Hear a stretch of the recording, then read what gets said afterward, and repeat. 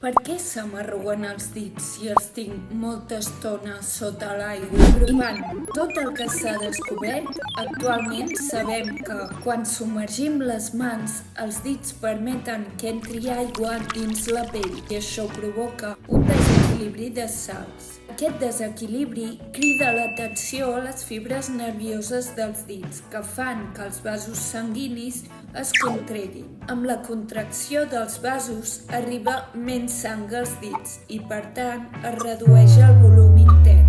En perdre volum perquè hi ha menys sang, la part interna del dit fa una mena de buit o pressió negativa. És com si el dit estigués menys inflat i fes una petita succió cap a dins. Aquesta pressió negativa activa la pell de fora cap a dins, però la pell de fora no s'encongeix tant com el volum interior i per això s'hi formen plecs o arrugues. Per entendre-ho millor, imagina que portes posat un guant i que de sobte el teu dit de dins s'aprima.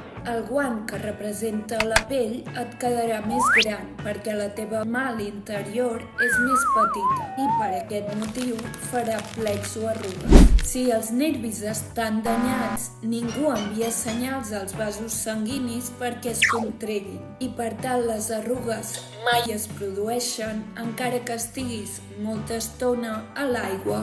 Fins aquí d'acord, però les arrugues tenen alguna funció?